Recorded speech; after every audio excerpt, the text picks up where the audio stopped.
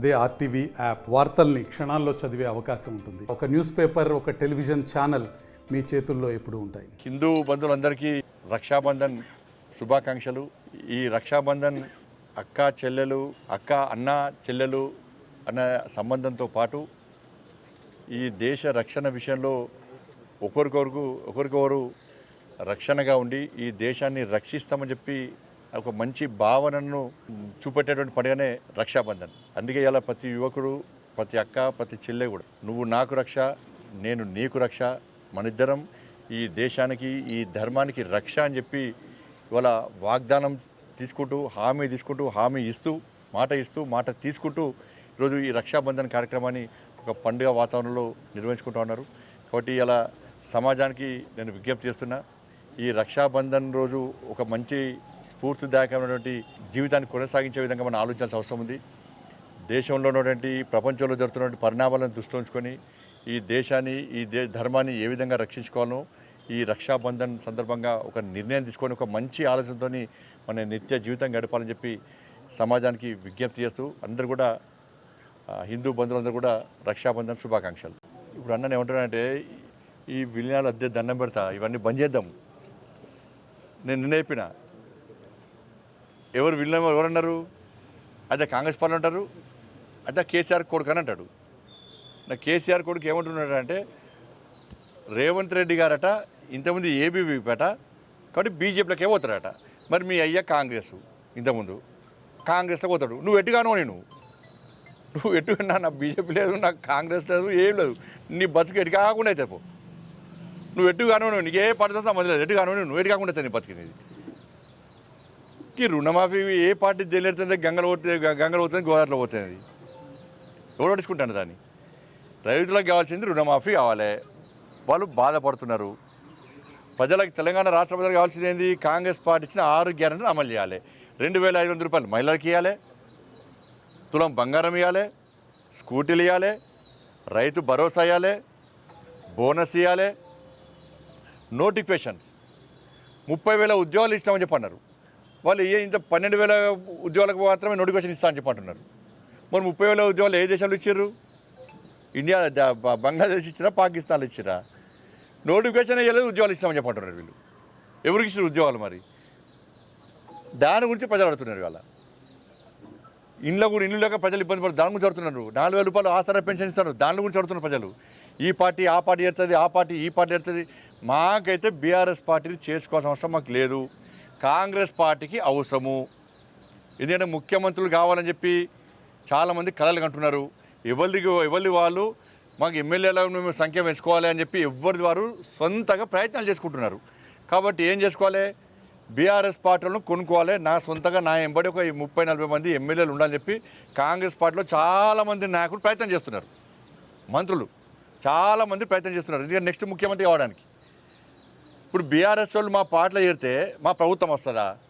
మాకేం అవసరం? మాకు బీఆర్ఎస్ పార్టీ చేరితే ప్లస్ అవినీతి పార్టీ, ఒక కుటుంబ పార్టీ. అది కాంగ్రెస్ పార్టీకి అవినీతి పార్టీ, కుటుంబ పార్టీ, ఆ రెండింటికి కరెక్ట్ కలుస్తుంది, జోడి కలుస్తుంది. మేము అవినీతికి వ్యతిరేకం, మేము కుటుంబ పాలనకు వ్యతిరేకం. ఆ రెండు జోడి, వాళ్ళ సిద్ధాంతాలు కానీ, వాళ్ళ ఆలోచన విధానాలు కానీ, వాళ్ళ వ్యవహార శైలి కానీ, వాళ్ళ పాలనా విధాన నిర్ణయాలు కానీ అన్నీ కూడా ఏ విధంగా మోసం చేస్తారు, ఏ విధంగా మభ్య పెడతారు, మాయమాట చెప్తారో ఆ రెండింటికి జోడి పక్కా కుదురుతుంది. కాబట్టి అవి రెండు కలుస్తాయి, గ్యారంటీ కలుస్తాయి. అవి ఇదంతా ఏంటంటే ప్రజలు ఏమనుకుంటున్నారు, బీఆర్ఎస్ పార్టీ ప్రజలప్పుడు ఏ విధంగా వ్యతిరేకత ఉన్నదా, మంచి ఉందని తెలుసుకోవడానికి కాంగ్రెస్ పార్టీ ఆడుతున్న నాటకాలు ఇవి. ఆల్రెడీ ప్లాన్ సక్సెస్ అయింది. లేకుంటే ఇలా కేసీఆర్ కుటుంబాన్ని లోపటేయాలి, వేసిరా అంటే కేసీఆర్ అంటే ఆయనకి ఏం తెలుసు అంటే, ఇలా అసలు విషయం ఏంటంటే, ఇలా ఫోన్ ట్యాపింగ్, కాళేశ్వరం, డ్రగ్స్, ఇంతకుముందు బీఆర్ఎస్ పార్టీ సిట్ చేసినప్పుడు ఆ కేసులు అన్ని వీళ్ళు తిరగదోడతామన్నారు. ఒక్కర్లేదు. ఎందుకంటే కేసీఆర్ అనే వ్యక్తి పోయి ఢిల్లీలో కప్ప మంచిగా సమర్పించుకొని వచ్చినాడు. ఢిల్లీలో ఎవరిని పట్టాలి? కాంగ్రెస్ పార్టీలు అంతా లాబీ ఫుల్ పుట్టుపట్ట. ఢిల్లీ పోయి ఎవరితో మాట్లాడాలి, ఎవరికి ఏమి ఇవ్వాలో అన్నీ ఇచ్చిపుచ్చుకునే ద్వారా ఇచ్చిపుచ్చుకొని అయిపోయింది కాంగ్రెస్ పార్టీకి, బీఆర్ఎస్ పార్టీకి. కాబట్టే ఫోన్ ట్యాపింగ్ కేసు వాడికి ఎక్కింది, కాళేశ్వరం కేసు అడ్రస్ లేకుండా పోయింది, డ్రగ్స్ కేసు బయటగా మాడతలేరు, ల్యాండ్ స్కామ్, శాండ్ స్కామ్, అన్ని ఏ స్కామ్ల విషయంలో కాంగ్రెస్ పార్టీ నాయకులు మాట్లాడతలేరు. ఎందుకంటే కేసీఆర్ గారు ఎవరికి ఏం అప్పచెప్పారు అక్కడి నుంచి ఏం ఒత్తిడి రావాలో ఒత్తిడి వచ్చింది. కాబట్టి అన్నీ అయిపోయినాయి, మాట ముచ్చట అయిపోయింది. ఇక చేరికలు మాత్రమే, కలుపుకుంటూ మాత్రమే ఉంది. ఇక మాట ముచ్చట పక్క ఢిల్లీ అయిపోయింది. కాంగ్రెస్ పార్టీకి బీఆర్ఎస్ పార్టీకి అయిపోయింది, మాట ముచ్చట అయిపోయింది. నెక్స్ట్ విలీనం మాత్రమే బాకీ ఉంది. అది కూడా మంచి ముహూర్తం కోసం చూస్తున్నారు, అది కూడా విలీనం అయిపోతుంది. పాపం వాళ్ళు అనుకుంటున్నారు మేము న్యాయం చేస్తామని చెప్పి అద్దాల మేడలో కూర్చొని మేము 100% రుణమాఫీ చేస్తామని వాళ్ళు అనుకుంటున్నారు. కానీ బ్యాంక్ అధికారుల లెక్కల ప్రకారము తెలంగాణ రాష్ట్రంలో ఎంతమంది బ్యాంకు లోన్లు తీసుకున్నారు, ఎంతమంది రైతులు, రాష్ట్ర ప్రభుత్వము ఎంత చెప్తున్నది, ఎంతమంది రుణాలు తీసుకున్నారు, ఎంతమంది రుణమాఫీ చేసినారు. రాష్ట్ర ప్రభుత్వానికి ధైర్యం ఉంటే ఈ బ్యాంకు లెక్కలు వాళ్ళ లెక్కలు అన్నీ జోడించి ఒక శ్వేతపత్రం విడుదల చేయాలి. శ్వేతపత్రం విడుదల చేస్తే అప్పుడు మీరు నిజాయితీగా నిక్కచ్చిగా మీరు రుణమాఫీ చేసినట్టు రైతులు భావిస్తారు, ప్రజలు భావిస్తారు. నేను ఒకటే చెప్తున్నా, మీరు రుణమాఫీ చేస్తారా చేసే సంబంధం ఎన్ఓసిపి అని వాళ్ళకి కావాల్సింది. క్లియరెన్స్ సర్టిఫికేట్ ఇప్పండి, బ్యాంకు నుంచి క్లియరెన్స్ సర్టిఫికేట్ రైతులకు ఇప్పండి. మీరు క్లియరెన్స్ సర్టిఫికేట్ చాలామంది, నేను ఒక మలయాళ మండలానికి పోయినా, చాలా పేద కుటుంబం, వాళ్ళ హస్బెండ్ చనిపోయింది కాబట్టి రుణమాఫీ చేస్తలేరు. రైతే మా బాధలు తట్టుకోలేక ఇలా చనిపోయినటువంటి రైతులకు కూడా వాళ్ళు తీసుకున్న అప్పుడు రుణమాఫీ చేయాల్సిన బాధ్యత ప్రభుత్వం మీద ఉంది. లేనిపోని కొర్రీలు పెట్టి, లేనిపోని కండిషన్స్ నిబంధనలు పెట్టి తప్పించుకునే ప్రయత్నం చేయొద్దు. కాంగ్రెస్ పార్టీ ఏం చెప్పింది, సోనియమ్మ బర్త్డే రోజు 40,000 కోట్ల రూపాయలు రుణమాఫీ చేస్తామన్నారు. మరి సోనియమ్మ బర్త్డే అయిపోయింది, మళ్ళీ నెక్స్ట్ బర్త్డే కూడా వస్తున్నది. మరి ఇది సోనియా గాంధీ గారిని అవమానపరిచినట్ట కాదా? అంటే వాళ్ళ నాయకురాలు బర్త్డేని కూడా కాంగ్రెస్ పార్టీ నాయకులు అవమానపరుచుకున్నారు. మరి సోనియా గాంధీ గారికి తెలుసో తెలియదు. మరి మీ నాయకురాలు పేరు చెప్పి కూడా మీరు రైతుల మోసం చేసిర్రు అంటే కాంగ్రెస్ పార్టీ అంటేనే మోసం అనేది రైతుల లోపల నాటకపోయింది. అది కాబట్టి 40,000 కోట్ల రూపాయల రుణమాఫీ చేస్తున్నారు. రాష్ట్ర బడ్జెట్లో పెట్టింది ఎంత? 26,000 కోట్ల రూపాయలు. వాళ్ళు ఖర్చు పెట్టింది ఎంత? 17,000 కోట్ల రూపాయలు.